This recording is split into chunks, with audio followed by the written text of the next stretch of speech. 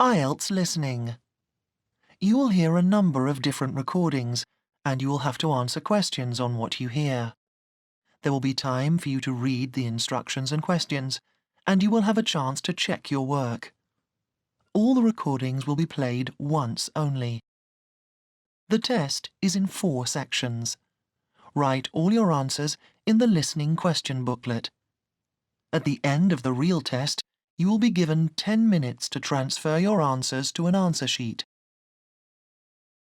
Now turn to Section 1 on page 2 of your question booklet.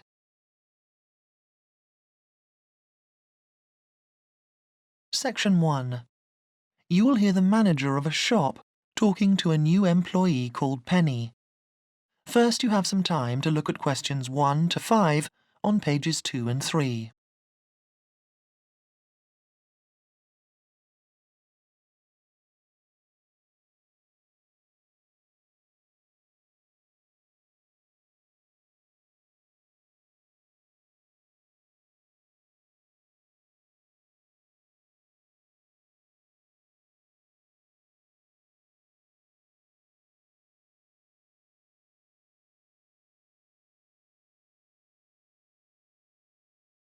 You will see that there is an example that has been done for you.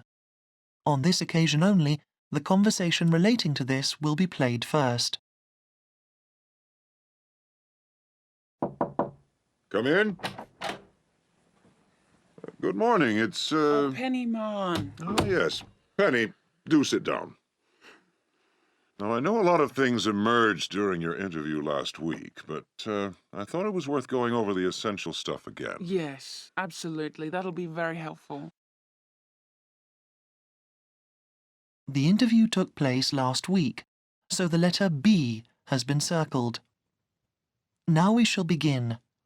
You should answer the questions as you listen, because you will not hear the recording a second time. Listen carefully and answer questions 1 to 5. Come in. Good morning. It's, Oh, Penny, man. Oh, yes. Penny, do sit down. Now, I know a lot of things emerged during your interview last week, but I thought it was worth going over the essential stuff again. Yes, absolutely. That'll be very helpful. The first thing is that, given your interest in fashions, we've decided to put you in the dress department. Oh, that's great. Is that next to the children's section? Yes. Now, we've given the section a new name, actually. From next week, it's going to be called the Young Set. Youngster. No, 2 words. The Young Set. Right. Oh, sorry. Now, you'll be required to work a 5.5-day week. We're closed on Wednesday afternoon, and Sunday, of course. Do we get overtime for Saturday? Well, actually, we used to give an extra $2 an hour, but then we decided to make it a flat rate of $6.50 an hour. Okay, fine.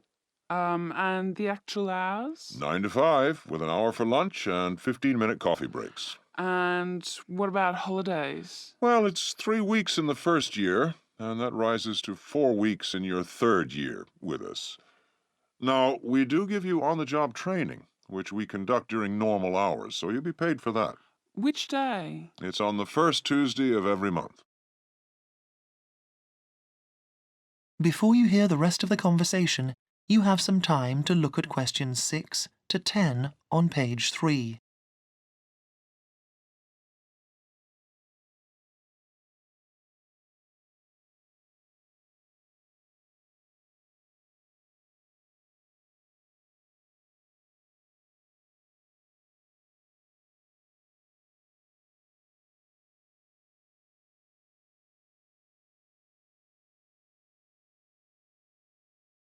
Now listen and answer questions 6 to 10.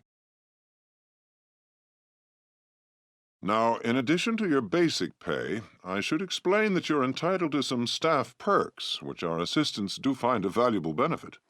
Do we get a discount? That's right, 25% off everything in the store, although we do make an exception for sale goods, which I'm afraid have no discount. Yeah, fine. And I was wondering about pension arrangements. You get a good company pension, which our personnel manager will be able to explain to you in detail. She's in room 12. Worth going along to see her. And who will I be working under? Mr. Appleby? The manager of your section is Mrs. Waddell. That's Waddell. Mrs. Waddell. Okay. And apart from serving the customers, will I have any other duties? Good question. We do ask you to do the window dressing. Oh, I'll enjoy that. And one of the biggest worries in the boutique is shoplifters, so you have to check for them. Will I receive training on that? Yes, certainly. That'll be one of the sessions next month. Oh, and we'll be asking you to check stock. Right. Yes, of course. And is there a particular dress code in the shop? Right, well, we're quite flexible. But what we do is ask you to wear a black skirt, and the shop will give you a red blouse. We'll also give you a name badge, which you must wear all the time. Yeah, of course. Right. Is there anything else you'd like to ask me? No, that's very comprehensive. Thank you. Good. So we'll see you on Monday. Yes. Thank you. Goodbye. Goodbye. That is the end of section 1. You now have half a minute to check your answers.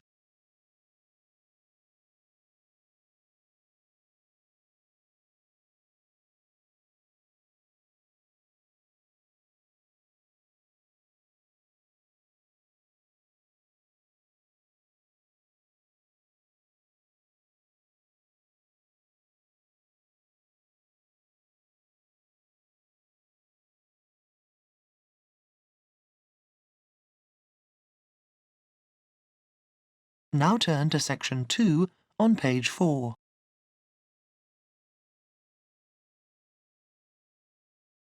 Section 2. You will hear a recorded message giving information about an English hotel. First, you have some time to look at questions 11 to 15 on page 4.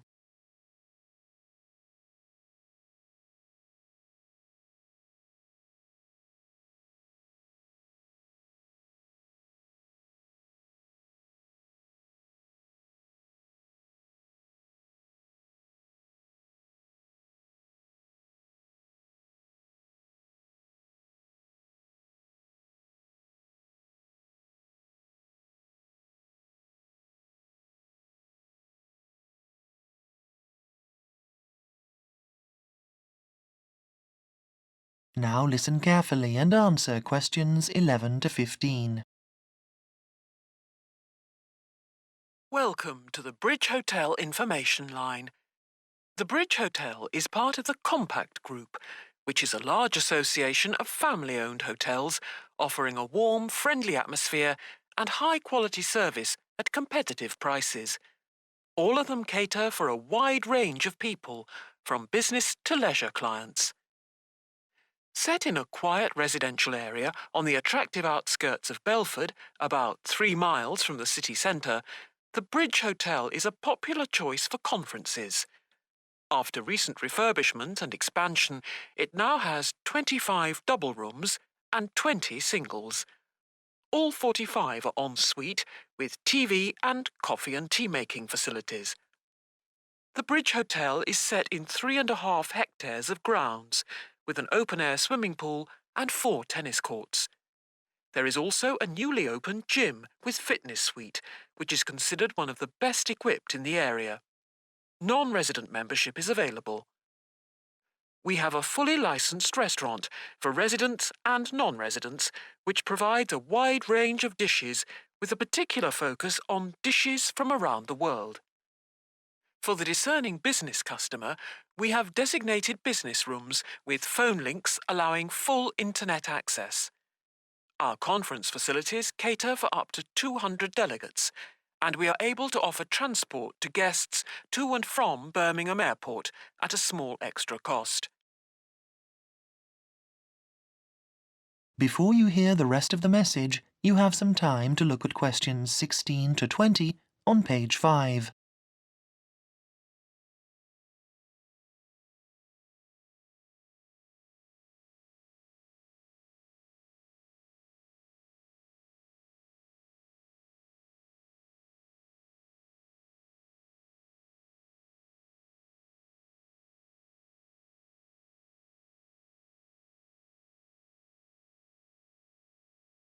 Now listen and answer questions 16 to 20. There now follows information about short break packages. Welcome to the Bridge Hotel Short Breaks Information Line. We offer 3 packages: 2-day, 3-day and 5-day. The 2-day costs £75 per person per night and includes full cooked breakfast and evening entertainment. Very popular for weekend getaways. The 3-day break costs £60 per person per night and, in addition to offers for the 2-day break, includes 1 4-course dinner. This allows guests to enjoy the full range of hotel facilities. The 5-day break costs £52 per person per night and, in addition to offers from the 2- and 3-day breaks, includes free beauty therapy on 2 days and a full-day pass to a golf club. This package is particularly popular with couples who want a completely relaxing break. If you would like more information about these special packages, call extension 3469 to speak to our customer service manager, John Martin. Thank you for calling the Bridge Hotel Information Line. That is the end of section 2. You now have half a minute to check your answers.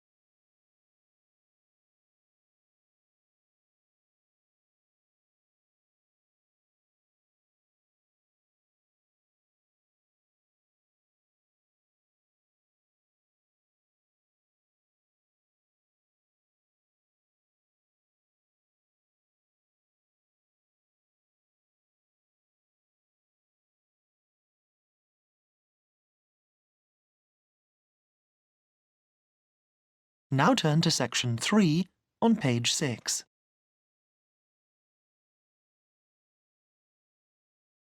Section 3. You will hear 2 students called Katie and Harry discussing a project they are both working on. First, you have some time to look at questions 21 to 26 on page 6.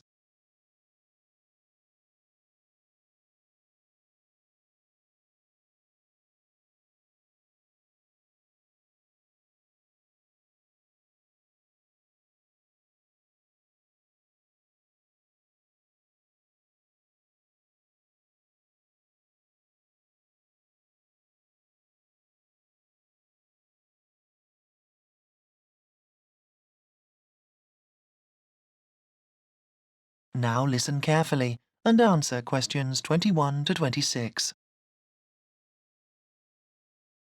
Hi, Harry. Katie, hi. Look, let's sit down and work out what we've got to do for this next project we've got for the geography course. I'm glad we're doing it together. We should be able to split it between us so it's not too much work. Yes, Harry. I had quite a long chat about it with Dr. Smith yesterday, so I've got quite a good idea of how we should be organising it.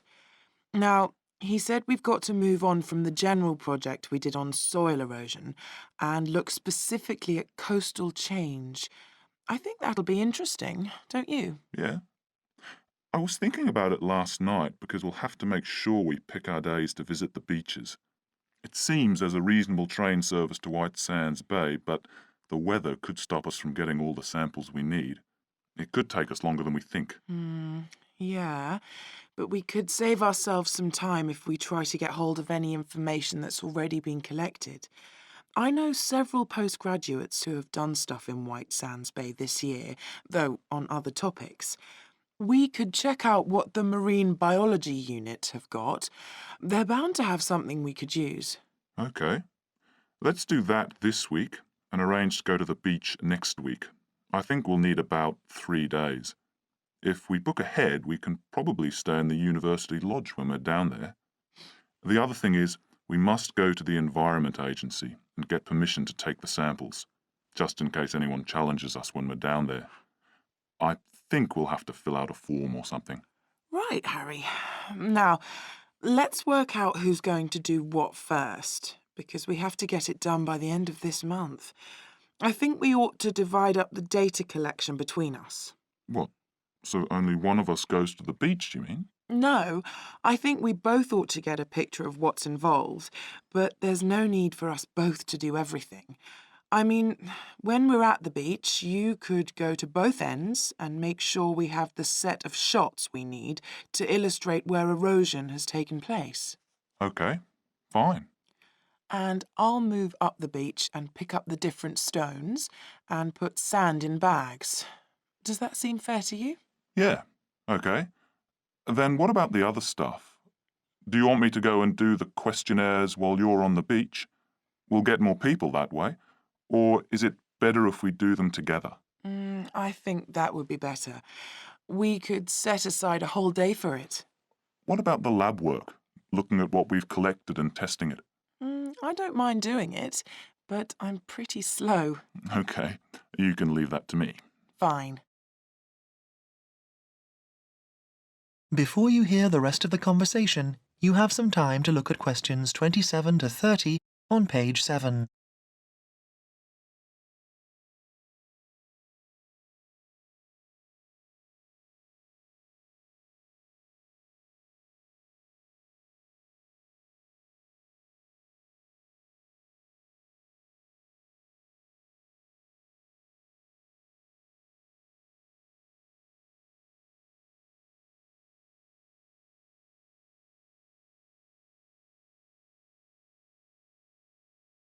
Now listen and answer questions 27 to 30.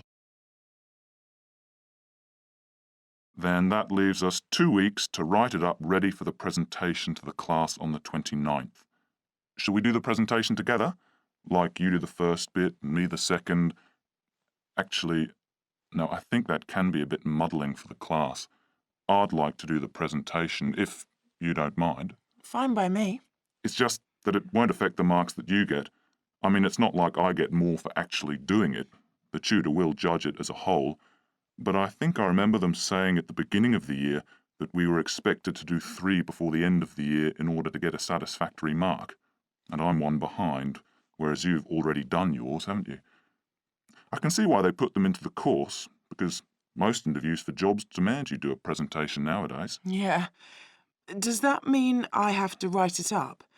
I think it'll be impossible to do that together. Yes, you're very good at that. Oh, yes. Typical that I get landed with it as usual. Actually, I don't mind. I know we haven't got very long, but that's okay. Often I write better when I'm pushed for time. It focuses the mind. But I'll have to have a think about how we present the data, because that won't be straightforward like the rest. So I'd like a bit of help with that. Yeah, sure. Anyway, I was thinking, after we've done the presentation, I think it'd be a good idea if we asked our classmates to tell us what they think of our conclusions. Well, I don't know. They won't have done the research, so whatever they say would be uninformed. I don't agree. I mean, they've all worked on something similar, so they know what's involved, and it would be useful to see how they think ours stands up. We'll have to be sure of our ground, make sure we don't make any mistakes in our results or whatever. I don't mean I think they're going to tell us anything new, just give us their thoughts on the process. Okay. Then I'll deal with the questions at the end. Dr. Smith said we would have to prepare thoroughly for this, and I'll probably get lots of background stuff in the process of writing up, so I'll be prepared for any surprises. If he's impressed by your presentation, then we should do well. Right. That is the end of section 3. You now have half a minute to check your answers.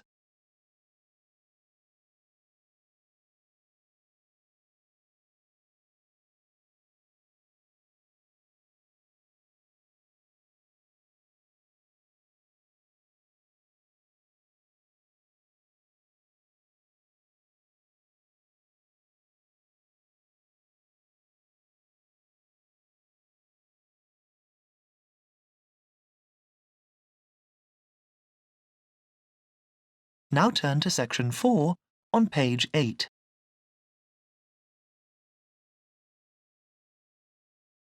Section 4. You will hear a talk by a university lecturer in Australia on a type of bird called a peregrine falcon. First, you have some time to look at questions 31 to 40 on pages 8 and 9.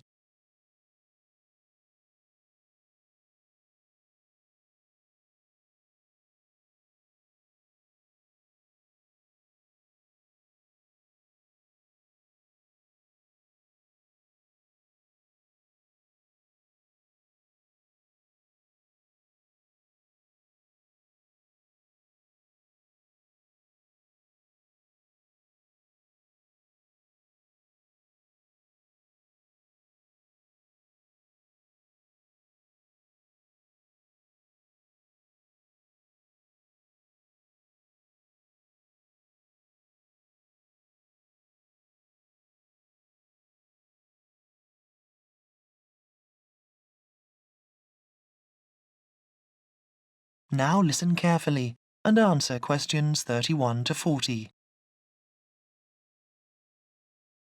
I'm Professor Sam Richards, and I've come as the third guest lecturer on this course in Australian birds of prey. My job is to keep a watchful scientific eye on the state of Tasmanian peregrines, so I'll start by giving you some background to these magnificent birds of prey before I speak briefly on my own project.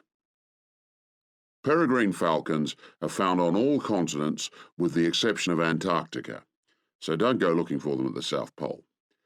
They're found almost everywhere in Australia, and it's interesting to note that the name peregrine implies that they're wanderers, that they move from place to place following the seasons, and indeed in most parts of the world they're migratory birds. But not in Australia, however, where they prefer to stay in one place. They're known to be the world's fastest creature, and they have been tracked by radar diving down towards the ground at 180 kilometres an hour. However, a number of textbooks claim that their flight speed can go as high as 350 kilometres an hour, so there's still some dispute about just how fast they can actually fly. Female peregrine falcons, like all other Australian falcons, are larger than their male counterparts. In fact, the female is almost a third larger than the male in the case of peregrines. While she stays close to the nest to protect the eggs and the young chicks, the male is mostly occupied looking for food. Peregrines typically lay 2 or 3 eggs per nest, and after the eggs have hatched, when the chicks are about 20 days old, they start to fly. So they fly at a very young age. By the time they're just 28 days old, they've already reached full adult size. In other words, they're fully grown.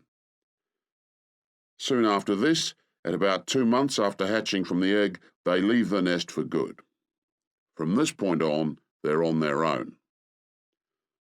Unlike their parents, which have learned how to hunt, the young falcons are not good at feeding themselves, and so during the first year about 60% of them die. Once the birds have managed to live to breeding age, at 2 years old, they generally go on to live for another 6 or 7 years.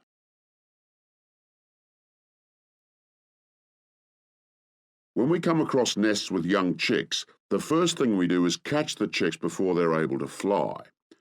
We have to catch them at an early age. We then attach identification rings to their legs. These rings are made of colour-coded aluminium, and they allow us to identify the birds through binoculars later in their lives. Thirdly, because we need to know how many males and how many female chicks are being born, we note the sex of the chicks. Noting the sex of the birds is a vital part of our research, as I will discuss later. The next thing to do is to take a blood sample from the chicks. We take the blood sample so that we can check the level of pesticide in their bodies.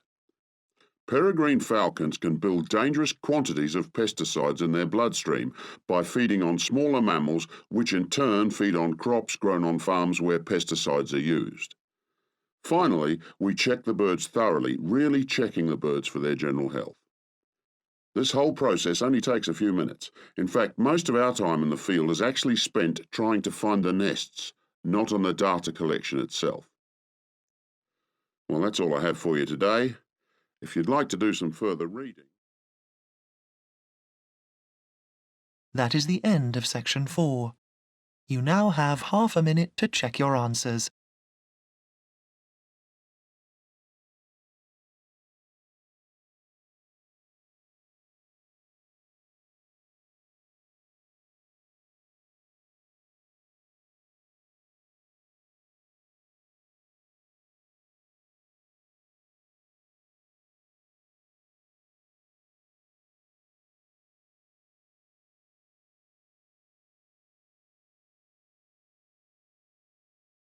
At the end of the real test, you will have 10 minutes to transfer your answers to the listening answer sheet.